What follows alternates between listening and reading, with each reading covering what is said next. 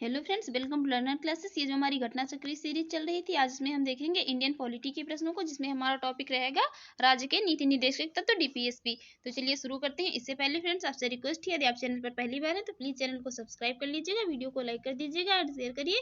And जो भी आपके सजेशन हो प्लीज उसे कमेंट बॉक्स में कमेंट करिएगा। चलिए देखते हैं पहला क्वेश्चन है यहाँ पर, राज्य के नीति निर्देशक सिद्धांतों को भारतीय संविधान में शामिल किए जाने का उद्देश्य है। हम यहाँ पर सिर्फ राइट आंसर ही बताएंगे, जिससे कि हमारी वीडियो ज्यादा लंबी ना हो सके। यहाँ पर राइट आंसर होगा option D. Right answer option D, सामाजिक और आर्थिक प्रजातंत्र को स्थापित करना राज्य के नीति निर्देशक सिद्धांतों को भारतीय संविधान में शामिल करने का उद्देश्य है। अगला क्वेश्चन है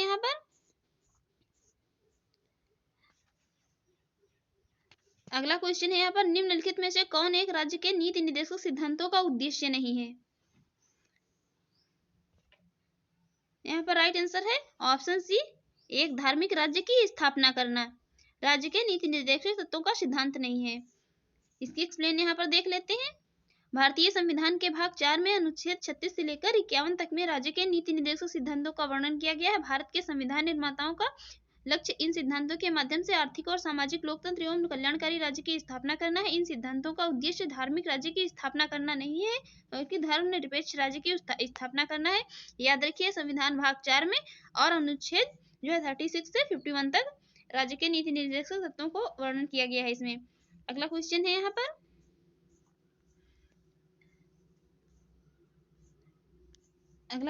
पर, राज्य के नीति निर्देशक सिद्धांत किस प्रकार मौलिक अधिकारों से भिन्न है।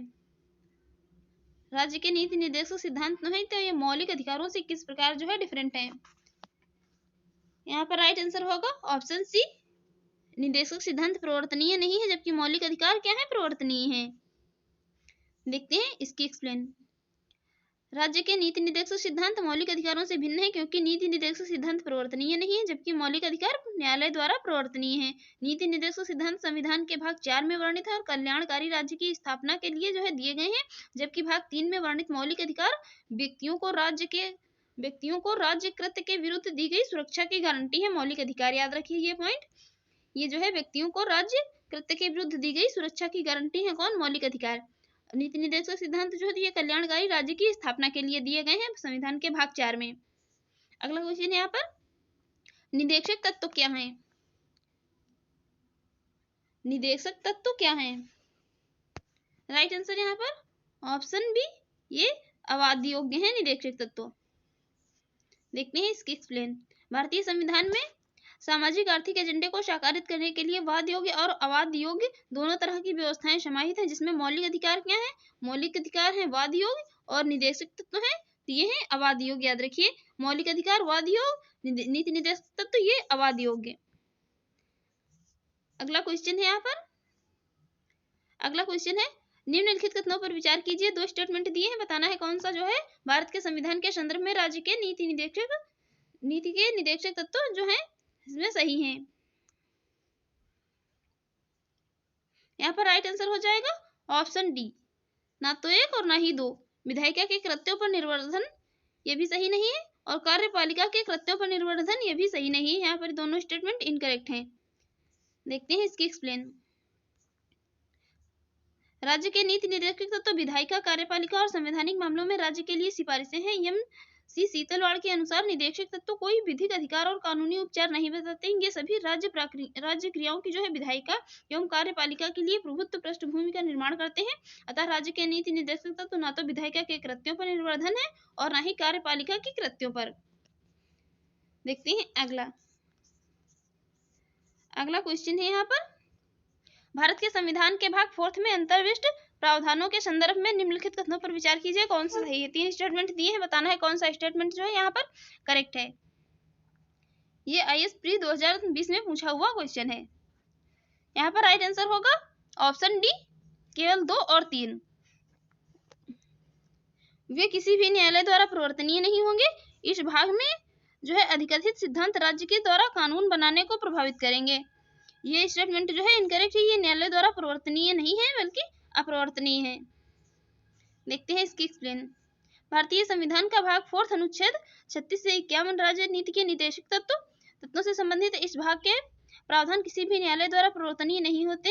इसका अर्थ यह है कि संविधान का एक हिस्सा है जिसे न्यायपालिका द्वारा लागू नहीं कराया जा सकता है। यद्यपि भाग 4 के जो उपबंध है ये न्यायालय द्वारा प्रवर्तनीय नहीं है तथा इस भाग में दिए गए सिद्धांत राष्ट्र के संचालन में मूलभूत है तथा ये सिद्धांत राज्य के द्वारा कानून बनाने को प्रभावित नहीं करते हैं। समय समय पर सरकार ने कुछ नीति निर्देशक तत्वों को लागू करने का प्रयास किया है। जमींदारी उन्मूलन कानून, बैंकों का राष्ट्रीयकरण, फैक्ट्री अधिनियम, न्यूनतम मजदूरी निर्धारण, कुटीर और लघु उद्योगों को प्रोत्साहन, मनरेगा 6 से 14 वर्ष आयु के बच्चों के लिए निःशुल्क शिक्षा तथा अनुसूचित जाति और अनुसूचित जनजातियों के उन्नयन के लिए आरक्षण आदि इन प्रयासों को दर्शाते हैं कौन? राज्य के नीति निर्देशक तत्व। अगला है यहाँ पर, अगला है राज्य के नीति निर्देशक तत्वों के बारे में निम्नलिखित कथनों पर विचार कीजिए। 2 स्टेटमेंट दिए हैं, बताना है कौन सा स्टेटमेंट सही है। यहाँ पर राइट आंसर हो जाएगा option C. Option C right answer हो जाएगा। 1 और 2 दोनों सही हैं। ये तत्व देश के सामाजिक आर्थिक लोकतंत्र की व्याख्या करते हैं। इन तत्वों से अंतर्विष्ट उपबंध किसी भी न्यायालय द्वारा प्रवर्तनीय नहीं है, एनफोर्सेबल नहीं है ये न्यायालय द्वारा।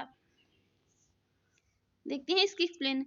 राज्य के नीति निर्देशक तत्व देश के सामाजिक आर्थिक लोकतंत्र की व्याख्या करते हैं। राज्य के नीति के जो है निर्देशक तत्वों में अंतर्विष्ट उपबंध न्यायालय द्वारा प्रवर्तनीय नहीं है।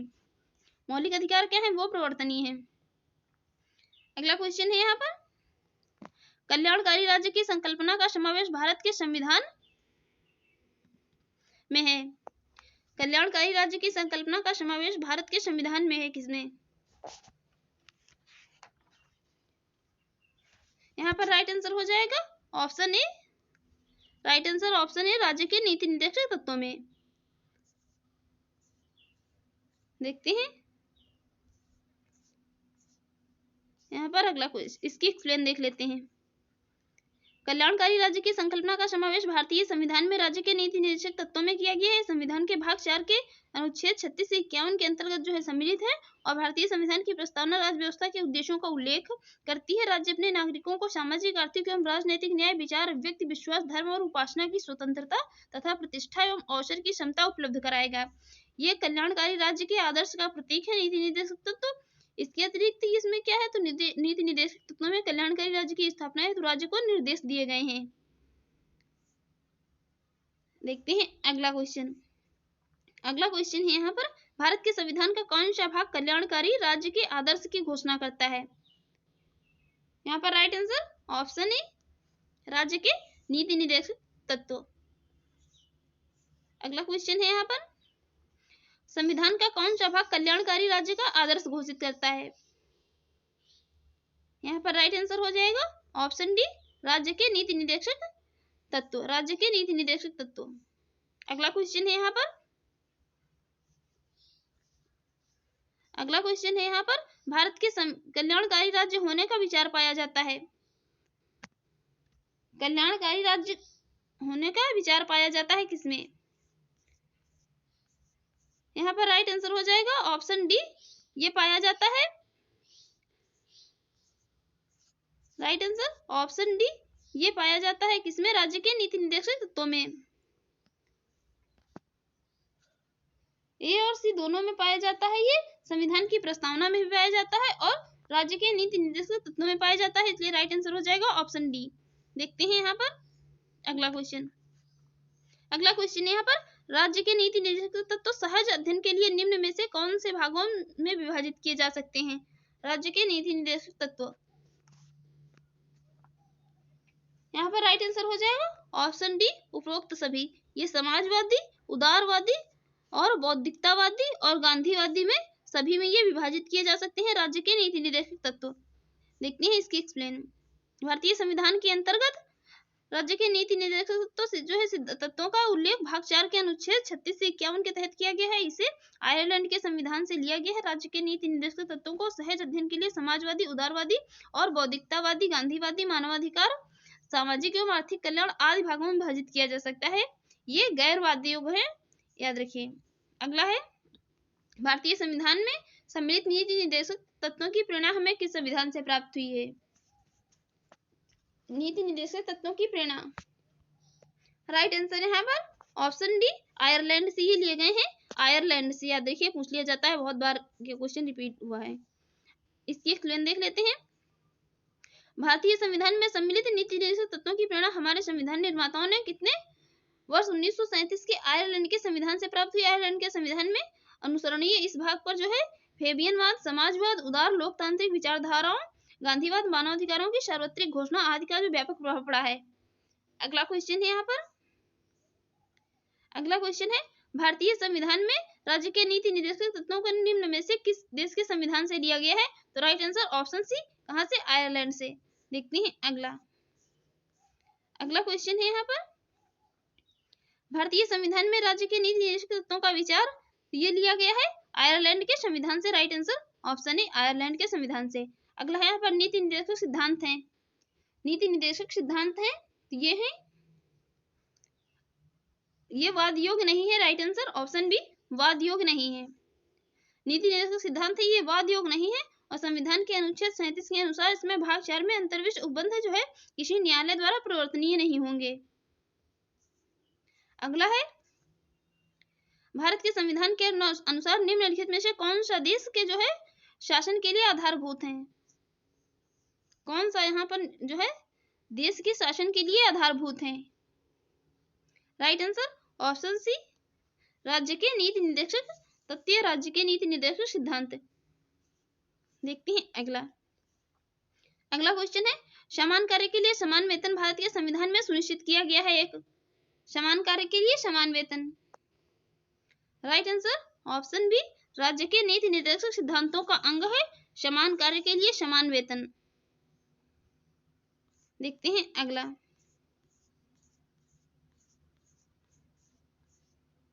इसकी एक्सप्लेन देख लेते हैं। समान कार्य के लिए समान वेतन भारत के संविधान में सुनिश्चित किया गया है, राज्य के नीति निर्देशक सिद्धांतों का अंग है। अनुच्छेद 39 घ में यह प्रावधान करता है कि पुरुष और स्त्री दोनों के जो है समान कार्य के लिए समान वेतन होना चाहिए।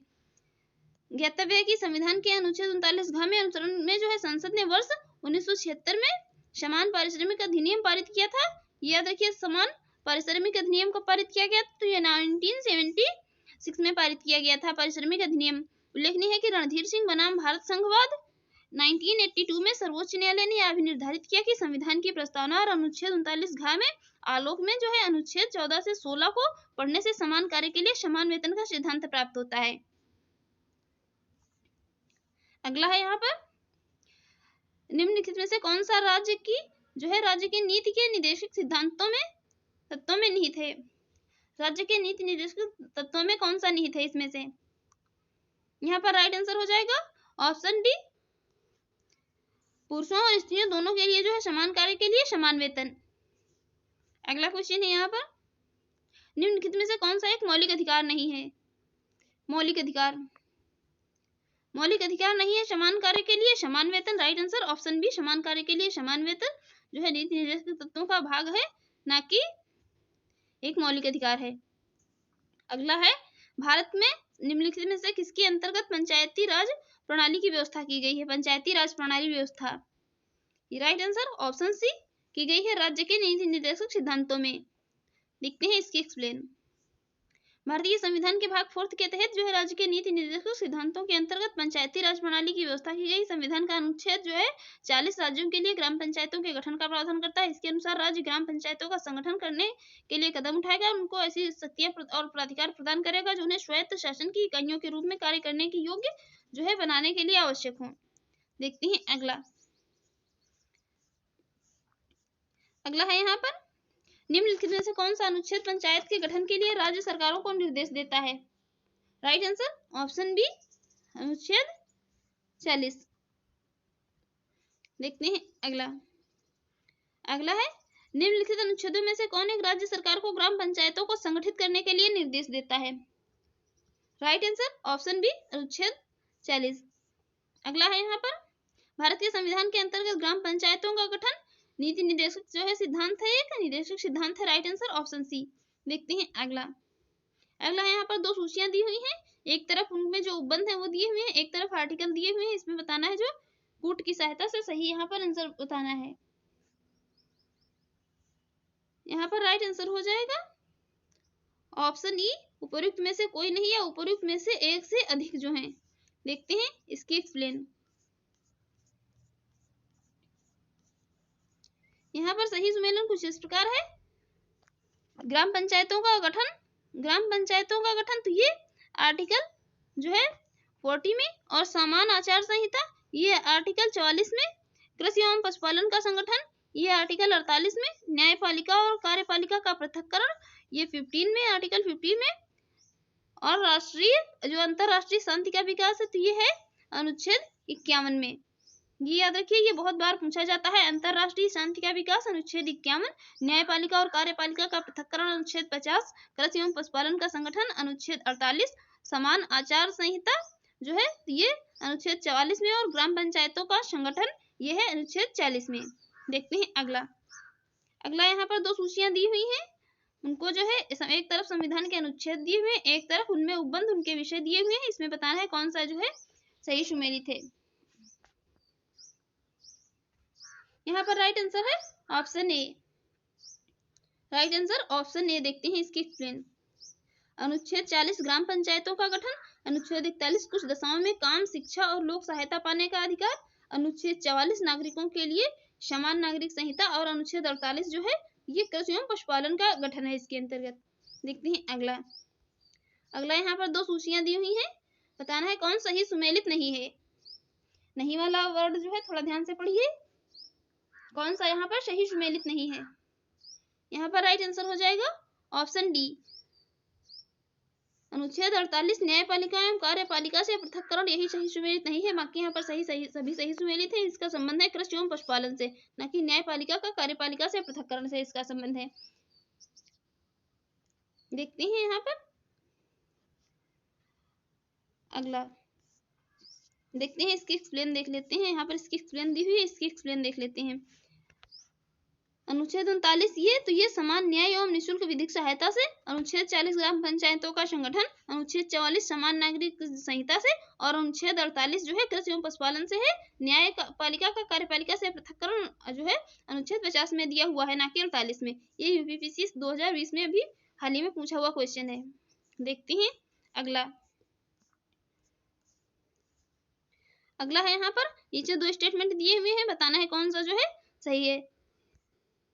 स्टेटमेंट है यहाँ पर, मनरेगा हर परिवार से कम एक सदस्य को वर्ष में 100 दिन का रोजगार दिलाने का प्रावधान किया गया है मनरेगा में, और रोजगार का अधिकार संविधान के भाग जो है 3 में प्रविधित है।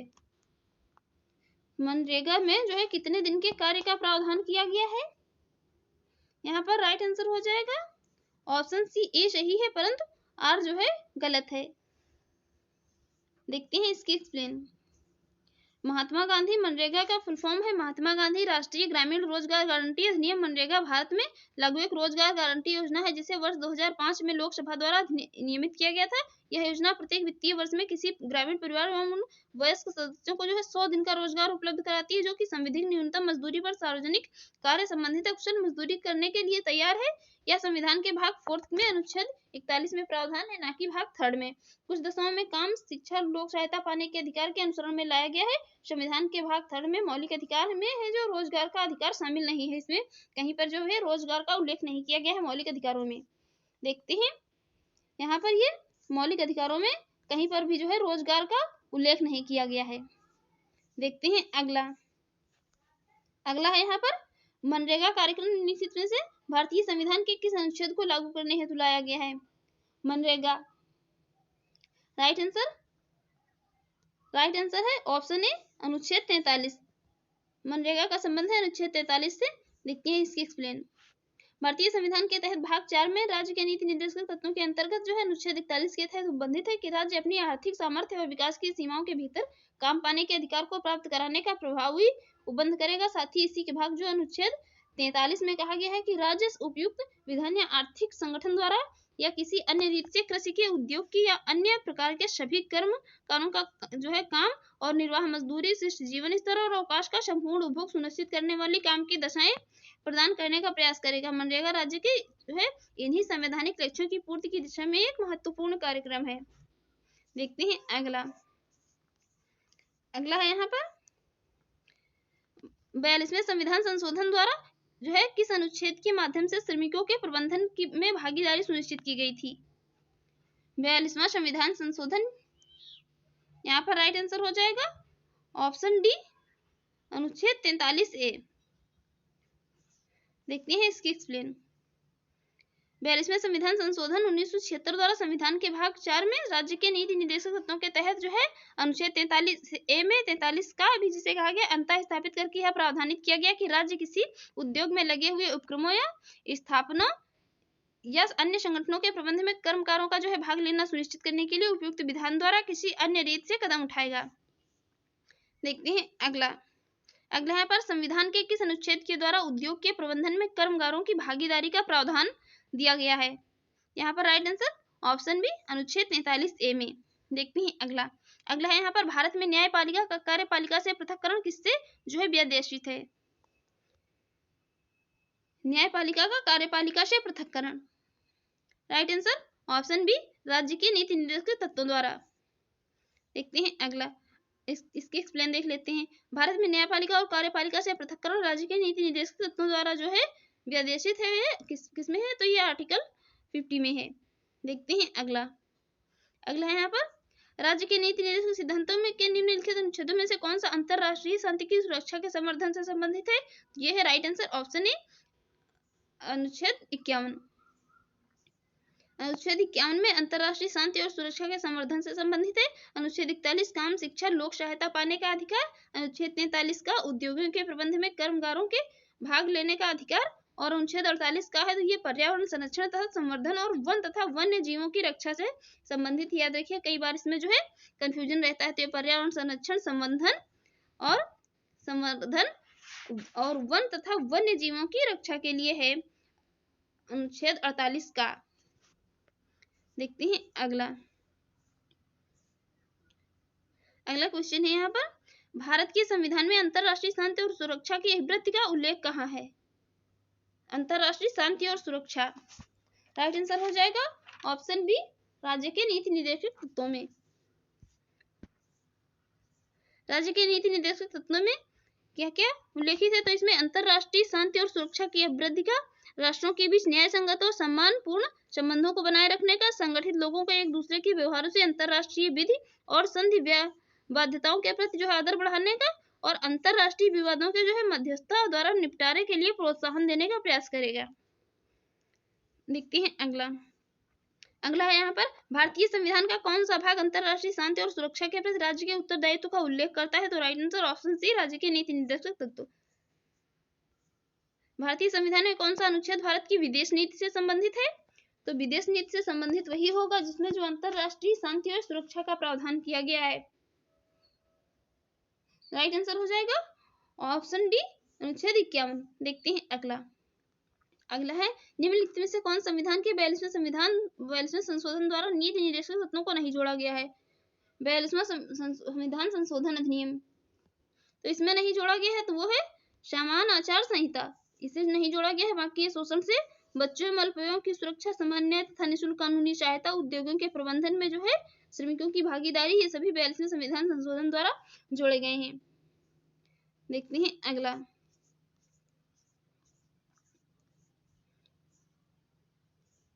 अगला है यहाँ पर संविधान के 42वें संशोधन द्वारा निम्नलिखित में से कौन सा सिद्धांत राज्य के नीति निर्देशक तत्वों में जोड़ा गया है? 42वें संविधान संशोधन द्वारा यहाँ पर राइट आंसर हो जाएगा ऑप्शन बी, ये जोड़ा गया है उद्योगों के प्रबंधन में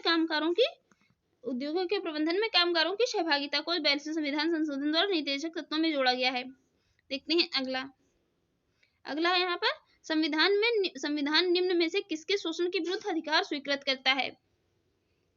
किसके शोषण के विरुद्ध अधिकार स्वीकृत करता है संविधान? तो राइट आंसर हो जाएगा यहाँ पर ऑप्शन सी, बच्चों के, स्त्रियों के और जनजातियों के, ना कि दलितों के जो है ये शोषण के विरुद्ध अधिकार स्वीकृत नहीं करता है कौन? संविधान। इसमें दलितों का कहीं उल्लेख नहीं है। देखते हैं अगला है यहाँ पर निम्नलिखित में से कौन राज्य का एक निदेशक तत्व नहीं है? कौन जो है यहाँ पर नीति निदेशक तत्व नहीं है इनमें से? राइट आंसर हो जाएगा यहाँ पर ऑप्शन डी, 14 वर्ष की आयु तक के सभी बच्चों को निःशुल्क सहायता, निःशुल्क शिक्षा, 6 से 14 वर्ष के सभी बच्चों को निःशुल्क शिक्षा। तो यह है एक मौलिक अधिकार, ना कि नीति निर्देशक तत्वों का भाग। देखते हैं अगला है यहाँ पर इसकी एक्सप्लेन देख लेते हैं। संविधान के जो है मद्य निषेध अनुच्छेद 47 के तहत गो संरक्षण, अनुच्छेद 48 के तहत पर्यावरण संरक्षण और 48 का के तहत जो है ये पर्यावरण संरक्षण, 48 का के तहत राज्य के नीति निर्देशक तत्व हैं और 14 वर्ष तक की आयु के बच्चों के लिए निःशुल्क एवं अनिवार्य शिक्षा का उपबंध पहले अनुच्छेद 45 के तहत नीति निर्देशक तत्व था, परंतु इसे जो है ये संविधान संशोधन याद रखिए मोस्ट इंपोर्टेंट है, इसे 86वें संविधान संशोधन अधिनियम 2002 के द्वारा जो है अनुच्छेद 21 का के तहत अब यह मूल अधिकार बन गया है। मोस्ट इंपोर्टेंट स्टेटमेंट है, याद रखिए। अनुच्छेद 45 के तहत शैशव पूर्व देखभाल तथा 6 वर्ष से नीचे की आयु के बालकों की जो है शिक्षा की व्यवस्था को इसमें शामिल किया गया है।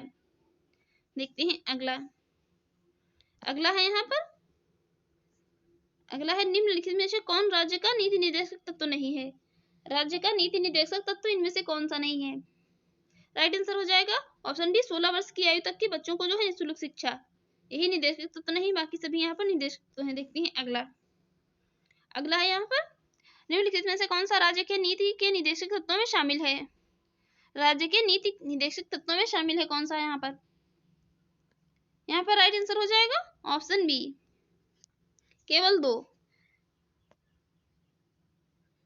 यहाँ पर ये मादक पेयों और स्वास्थ्य के लिए हानिकारक औषधियों के औषधीय प्रयोजनों से भिन्न उपभोग का निषेध ये राज्य के नीति निर्देशक तत्वों में सम्मिलित है। देखते हैं इसके एक्सप्लेन। नीति निर्देशक तत्वों के अंतर्गत अनुच्छेद 47 के तहत मादक पेयों और स्वास्थ्य के लिए हानिकारक औषधियों के औषधीय प्रयोजनों से भिन्न उपभोग का निषेध किया गया। मानव के दुर्व्यापार और बलात् श्रम का जो है प्रतिषेध मूल अधिकारों के अंतर्गत किया गया है, 30(1) के तहत किया गया है। जिसमें जो है ये पहला स्टेटमेंट इनकरेक्ट है, मानव के दुर्व्यापार और बलात् श्रम का प्रतिषेध जो है ये नीति निर्देशक तत्व नहीं, ये मूल अधिकारों में का भाग है। देखते हैं अगला है यहाँ पर भारतीय संविधान में प्रतिष्ठित राज्य की नीति के निर्देशक तत्वों के अंतर्गत निम्नलिखित प्रावधानों पर विचार कीजिए। 4 स्टेटमेंट दिए हैं, बताना है कौन सा स्टेटमेंट यहाँ पर सही है, कौन सा स्टेटमेंट जो है यहाँ पर सही है। तो राइट आंसर हो जाएगा option B, right answer option B, केवल दूसरा। और तीसरा स्टेटमेंट जो सही है, ग्राम पंचायतों को संगठित करना और ग्रामीण क्षेत्रों में कुटीर उद्योगों को प्रोत्साहित करना, ये जो है नीति निर्देशक तत्वों में प्रतिबिंबित होता है और बाकी जो है नीति निर्देशक तत्वों का भाग नहीं है। देखते हैं यहाँ पर अगला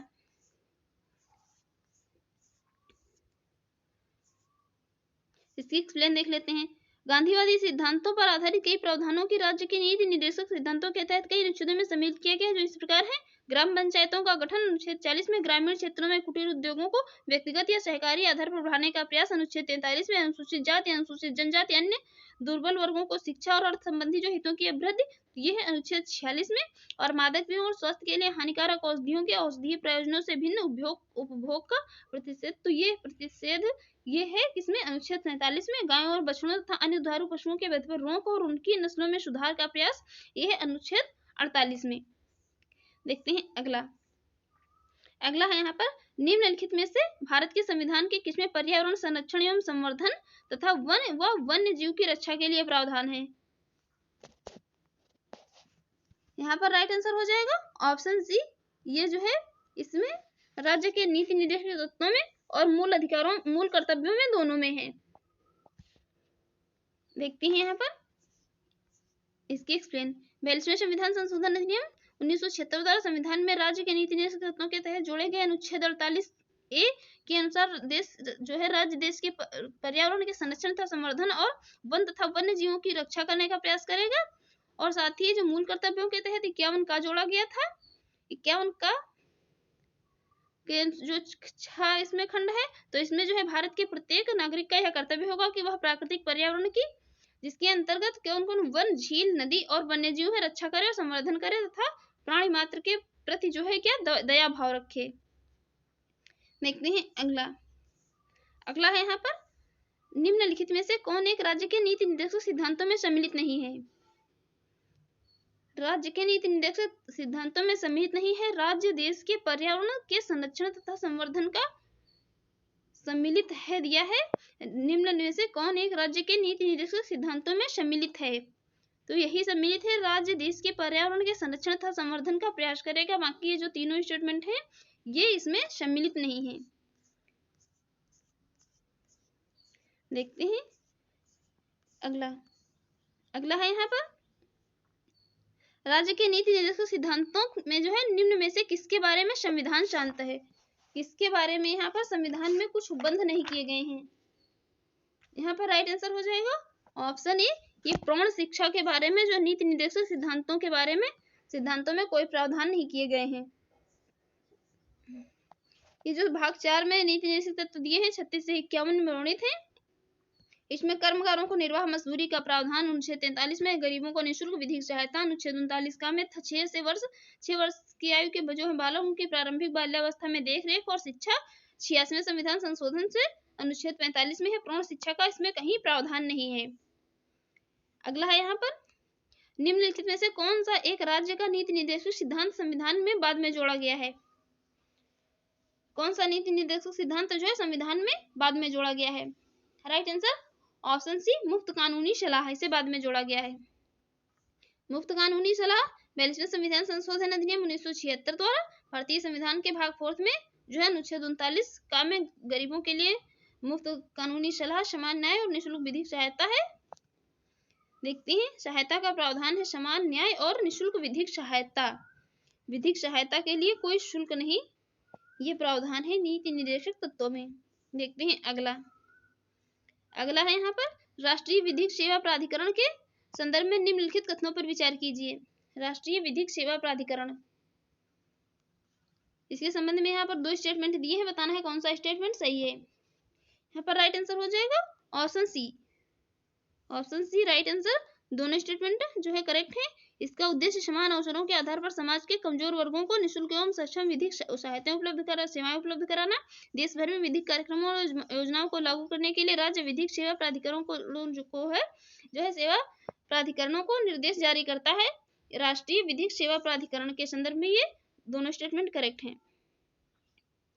देखते हैं यहाँ पर इसकी एक्सप्लेन देख लेते हैं।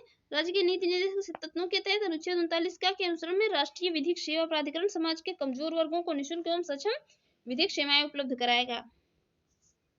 देखते हैं अगला क्वेश्चन है यहाँ पर।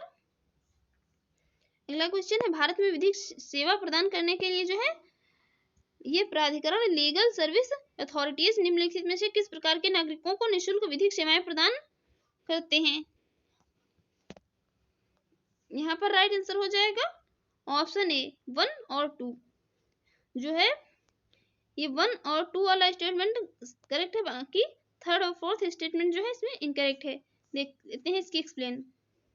संविधान के राज्य नीति के निर्देशक तत्वों के अनुच्छेद 39(1) के अनुसरण में भारत में विधिक सेवा प्रदान करने वाले प्राधिकरण विधिक सेवा प्राधिकरण अधिनियम 1987 की धारा जो है 12 के अंतर्गत पात्र व्यक्तियों को निःशुल्क विधिक सेवाएं प्रदान कराएगा। जिसमें क्या होगा, निःशुल्क विधिक सेवाएं प्राप्त करने हेतु कौन कौन से व्यक्ति पात्र होंगे, तो वो व्यक्ति पात्र होंगे। इसमें देखते हैं कौन कौन से, महिला और बच्चे, अनुसूचित जाति या जनजाति के सदस्य, बड़े पैमाने पर प्राकृतिक औद्योगिक आपदा, जातीय हिंसा, बाढ़, सूखा, भूकंप आदि से पीड़ित हैं जो औद्योगिक कामगार, मानसिक रोगी या दिव्यांग व्यक्ति, हिरासत में व्यक्ति, वे व्यक्ति जिनकी वार्षिक आय केंद्र राज्य सरकार द्वारा अधिसूचित आय सीमा से कम है, और वो भी मानव तस्करी या बेगार से पीड़ित व्यक्ति। इसमें जो है ये राशि से यहाँ पर ज्यादा नहीं इंपॉर्टेंट है, कभी 1-2 बार भले पूछ लिया जाए, ज्यादा क्वेश्चन बनता नहीं है। देखते हैं अगला है, इनमें से कौन राज्य के नीति निर्देशक सिद्धांतों में सम्मिलित नहीं है? राज्य के नीति निर्देशक तत्वों में सम्मिलित नहीं है इनमें से। राइट आंसर हो जाएगा यहाँ पर ऑप्शन डी, सूचना का अधिकार। सूचना का अधिकार इसमें सम्मिलित नहीं है।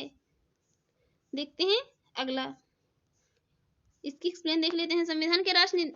संविधान में राज्य के नीति निर्देशक तत्वों के तहत अनुच्छेद 39 का में पुरुष और स्त्री सभी नागरिकों को समान रूप से जीविका के पर्याप्त साधन प्राप्त करने का अधिकार अनुच्छेद 41 में है। कुछ में काम दशाओं, शिक्षा और लोक सहायता पाने का अधिकार उल्लेखित है। और अनुच्छेद जो है 39 में पुरुषों और स्त्रियों को दोनों को समान कार्य के लिए समान वेतन। 47 में राज्य अपने लोगों के पोषाहार स्तर और जीवन स्तर को ऊंचा रखने, लोक स्वास्थ्य के सुधार को अपने प्राथमिक कर्तव्यों को मानेगा। और राज्य जो है विशिष्टता मादक पेयों और स्वास्थ्य के लिए हानिकारक औषधियों के औषधीय प्रयोजनों से भिन्न उपभोग का प्रतिषेध करने का प्रयास करेगा। यह सूचना का अधिकार है। ये सूचना का अधिकार नीति के निर्देशक सिद्धांतों में सम्मिलित नहीं है। यह सूचना का अधिकार अधिनियम 2005 के तहत यह एक विधिक अधिकार है तथा सर्वोच्च न्यायालय ने अपने अनेक निर्णयों में यह संविधान के अनुच्छेद 19(1)(a) में जो है वर्णित वाक और अभिव्यक्ति की स्वतंत्रता के मूल अधिकार में निहित माना है। सूचना का अधिकार अधिनियम 2005। देखते हैं अगला है यहाँ पर निम्नलिखित में से कौन सा नीति निर्देशक तत्व है। नीति निर्देशक तत्व यहाँ पर कौन सा है, तो राइट आंसर है यहाँ पर ऑप्शन है समान नागरिक संहिता। देखते हैं संविधान के अनुच्छेद 44 के तहत जो है राज्य द्वारा भारत के समस्त राज्य क्षेत्र में नागरिकों के लिए समान नागरिक संहिता होगी। देखते हैं अगला है यहाँ पर राज्य के नीति निर्देशक सिद्धांतों के विषयों की पहचान कीजिए। राज्य के नीति निर्देशक सिद्धांतों में इनमें से कौन सा शामिल है, तो राइट आंसर हो जाएगा यहाँ पर ऑप्शन सी, केवल वन जो है मद्य निषेध यही शामिल है और बाकी इसमें से जो कोई भी ये शामिल नहीं है राज्य के नीति निर्देशक तत्वों में। देखते हैं अगला है यहाँ पर निम्न में से कौन एक राज्य के नीति निर्देशक तत्वों में नहीं है। राज्य सुनिश्चित करने का प्रयास करेगा कि राज्य के नीति निर्देशक तत्वों में नहीं है, इसे राज्य सुनिश्चित करने का प्रयास करेगा कि जो है अस्पृश्यता उन्मूलन। राइट आंसर ऑप्शन सी, अस्पृश्यता उन्मूलन राज्य के नीति निर्देशक तत्वों में नहीं है बल्कि मूल अधिकारों में सम्मिलित है। मूल अधिकार में जो है इसमें 17 में अस्पृश्यता उन्मूलन का उल्लेख किया गया है।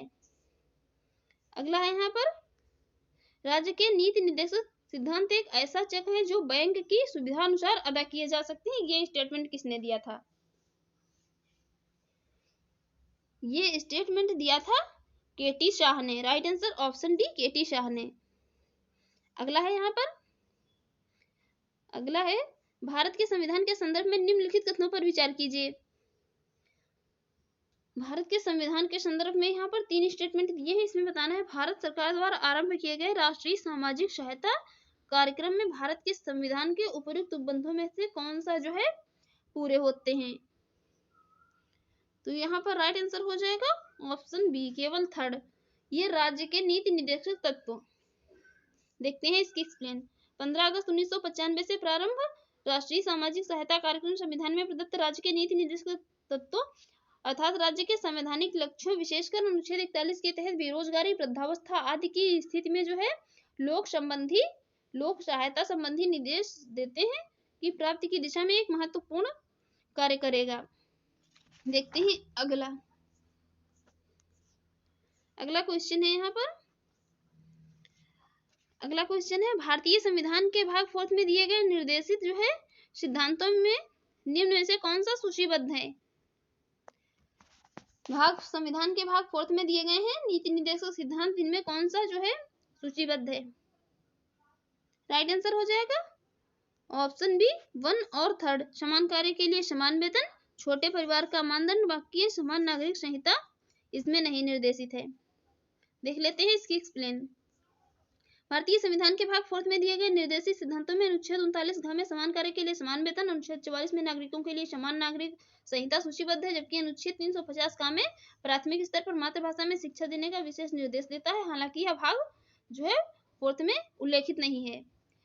फ्रेंड्स, यदि आपको हमारी वीडियो अच्छी लगी हो और आपके एग्जाम के लिए यूजफुल रही हो तो प्लीज चैनल को सब्सक्राइब कर लीजिएगा, वीडियो को लाइक कर दीजिएगा एंड शेयर करिए, एंड जो भी आपके सजेशन हो उसे कमेंट बॉक्स में कमेंट करिए। Thanks for watching.